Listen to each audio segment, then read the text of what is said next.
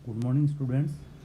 मैं डॉक्टर आतिफ खंडेलवाल और हम लोग बीएससी पार्ट फर्स्ट का तीसरा पेपर फिजिकल केमिस्ट्री, उसके अंदर जो चैप्टर है सॉलिड स्टेट वो हम देख रहे हैं। और पिछली क्लास में हमने लिया था जो क्रिस्टल जालक है उनके 4 प्रकार हमने देखे थे। ब्रेवेज जालक, जैसा हमने बताया यहाँ पर, ये ब्रेवेज जालक ये हमने पिछली बार बताया था।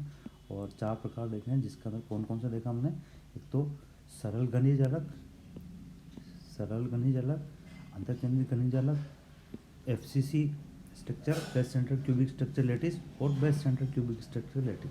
और जनरली हम क्या करते हैं कि इसकी संख्या बहुत कम है, इसलिए हम बेस सेंटर क्यूबिक लेटिस को एक तरह से कम देखते हैं या इसका अध्ययन कम करते हैं। पहली चीज़। दूसरी चीज़, अगर यहाँ पर हमको घनत्व का अनुमान लगाना है तो यहाँ हम जैसा देख रहे हैं कि जो आपका सिंपल क्यूबिक लेटिस है, इसका अंदर जो है घनत्व जो है वो एक घनत्व जो है, क्योंकि प्रभावी कण संख्या इसके अंदर एक है इकाई सेल के अंदर। इसी तरह से जो आपके बॉडी सेंटर क्यूबिक सेल है इसके अंदर 2, और जो फलक केंद्रित घनीय संरचना है उसके अंदर जो प्रभावी कण संख्या है वो 4 है। इसका मतलब यदि घनत्व के पॉइंट ऑफ व्यू से देखा जाए तो एफसीसी स्ट्रक्चर की जो घनत्व है सबसे ज़्यादा होगा। ठीक है, ये तो हुआ तीनों के बारे में, वापस मैंने आपको बताया। और जो आगे वर्गीकरण जो यहाँ पर दिया गया है, यहाँ पर क्या वर्गीकरण दिया गया है, हैसल ने 1830 में क्रिस्टलीय अक्षों पर अंतःखंड ए बी सी व उनके बीच जो कोण है अल्फा बीटा गामा के आधार पर वर्गीकरण किया है। और पहला हम ये एक बार ये देखते हैं कि ये यहाँ पर जो हम बता रहे हैं अंतःखंड ए बी सी और उनके बीच कोण अल्फा बीटा गामा, इसको हमने पिछली बार बताया था, वापस मैं बताता हूँ कि यहाँ पर क्या बता रखा है। ये 3 अक्ष बता रखी है, ये एक्स अक्ष, ये वाई एक्स और ये जेड एक्स। सामान्यतः एक्स अक्ष को हमारा और आते हुए देखते हैं, ये एक्स अक्ष को हम सामने आते हुए देखते हैं, और सामने जो है ये वाई एक्स होता है और जेड एक्स होता है। तो एक्स अक्ष के ऊपर जो अंतःखंड है, ये जो एक्स अक्ष के ऊपर अंतःखंड है, ये एक्स अक्ष और ये अंतःखंड ये बताया गया है यहाँ पर, इसको हम ले रहे हैं ए, इसको हम ले रहे हैं ए। वाई एक्स के ऊपर जो अंतःखंड है इसके ऊपर ले रहे हैं ये हमने लिया बी, और जेड एक्स के ऊपर जो अंतःखंड है इसको लिया हमने सी।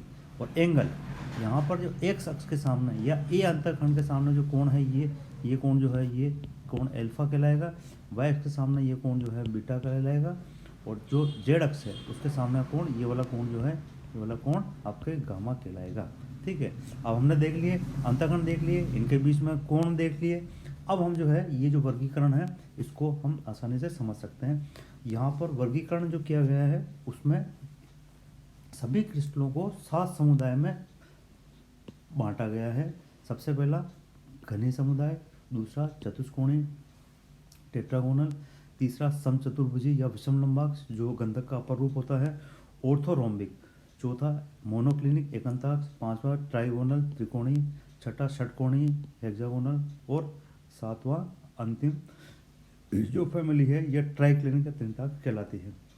अब हम सबसे पहली कैटेगरी जो है घनीय समुदाय, इसको हम देखते हैं कि यहाँ पर जो तीनों अंतःखंड, यदि हम क्यूब को देखते हैं, घन को देखते हैं, घन के अंदर तीनों भुजाएं ए बी सी तीनों बराबर होती है और तीनों कोण बराबर होते हैं, 90 डिग्री के बराबर होते हैं। ठीक है, तो ये पहला समुदाय कहलाता है। और आगे हम जैसे जैसे बढ़ते हैं, चतुष्कोणीय जो दूसरा समुदाय है, जो दूसरा समुदाय है चतुष्कोणीय, इसका अंदर क्या है कि 2 भुजाएं, यानी एक भी तो बराबर है लेकिन सी अलग है।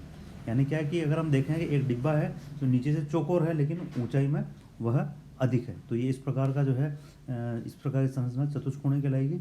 और यहाँ पर एंगल, सारे एंगल अल्फा बीटा गामा सभी जो है 90 डिग्री के बराबर है। ठीक है, तो इस प्रकार से आगे भी हम जो वर्गीकरण है उसको हम देख सकते हैं। समचतुर्भुजी, इसी तरह एकांताक्ष, त्रिकोणीय, षटकोणीय और त्रिताक्ष। हम बात करें घनीय समुदाय की, तो यहाँ पर हम क्या देख रहे हैं, घनीय समुदाय के अंदर 5 प्रकार के बिंदु समूह हैं, और जिसके अंदर बिंदु समूह का मतलब ये है 5 प्रकार के क्रिस्टल संरचनाएं इस समुदाय में उपस्थित होती है। एक तो घनी हो गई, और दूसरा हमने बताया था अष्टफल की जो क्रिस्टल है वह भी घनीय समूह में, घनीय समुदाय में क्यूबिक फैमिली में आता है, क्योंकि इसके अंदर भी जो बिंदु समूह है उसकी संख्या 23 आती है। ये इंपॉर्टेंट चीज़ है। और इस समुदाय में 3 प्रकार के जो है संरचनाएं पाई जाती है। 4 में से पहली सरल घनीय जालक सिंपल क्यूबिक लेटिस, दूसरा BO.C C.C यानी बॉडी सेंटर्ड क्यूबिक लेटिस, काय केंद्रित घनी संरचना। और तीसरा फेस सेंटर्ड क्यूबिक स्ट्रक्चर यानी फलक केंद्रित घनी संरचना। त्रिभुजाकार की संख्या 3 हो गई। इसको उदाहरण आगे बता रखे हैं कौन कौन सा, NaCl, KCl जो आपके डायमंड है, सिल्वर है, गोल्ड है, लेड है, कैल्शियम क्लोराइड, ये इन सभी की संरचनाएं सरल घनी जालक की जैसी या घनी समुदाय में ये आती है। ठीक है। दूसरी चीज़, यहाँ पर केवल हम घनी समुदाय के जो क्रिस्टल संरचना उसको अध्ययन कर रहे हैं। अब यहाँ पर 3 प्रकार की संरचना बताई। वापस हम ऊपर देखते हैं कि यहाँ पर सबसे पहले कौन सी बताइए, simple cubic lattice. Simple cubic lattice का एग्जाम्पल हम स्टडी करेंगे, वो होगा KCl का। KCl की संरचना सरल घनी जालक की जैसी होती है। ठीक है। दूसरा बॉडी सेंटर्ड क्यूबिक लेटिस, अंतर केंद्रित घनी जालक, BCCl। और ये जो संरचना है वह सीजियम क्लोराइड क्रिस्टल में होती है, इसको भी हम स्टडी करेंगे। इसी तरह तीसरी संरचना FCC, face centred cubic lattice, इसको भी हम स्टडी करेंगे। और ये स्ट्रक्चर होती है सोडियम क्लोराइड का क्रिस्टल है इसके अंदर। ठीक है। अब हम आगे बढ़ते हैं।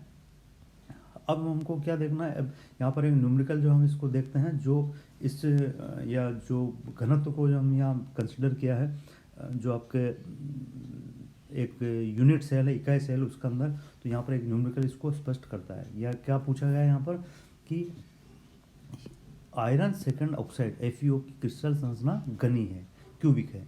इसका घनत्व 4 ग्राम प्रति सेंटीमीटर क्यूब है। इकाई कोष्ठिका का प्रत्येक किनारा 5 एंगस्ट्रॉम है। एकक सेल में Fe+2 आयनों की संख्या बताइए। ठीक है। आपको जो है यूनिट सेल में, इकाई सेल में Fe+2 आयन की संख्या बतानी है। और उसके लिए आपको दे रखा है मोलर मास FeO का 72 ग्राम पर मोल बताया गया है। अब आपको घनत्व निकालना है। इसका घनत्व आपको दे रखा है, इकाई सेल में जो है Fe की जो है संख्या निकालनी है। तो इसके लिए ये फॉर्मूला काम आता है। इसको हम क्या लिख रहे हैं, घनत्व का ये फॉर्मूला काम आता है, जहाँ पर घनत्व बराबर क्या लिखा है, द्रव्यमान बटे आयतन। ये तो द्रव्यमान बटे आयतन हो गया। और यहाँ पर द्रव्यमान को जो है किससे विभाजित किया गया है, अवोगाद्रो संख्या से। ठीक है। और यहाँ पर जो है इकाई सेल के अंदर उपस्थित जो आपके अवयवी कण है उसकी संख्या कितनी है, n। ठीक है। तो ये फॉर्मूला जो है हम इस तरह लिख रहे हैं, ρ =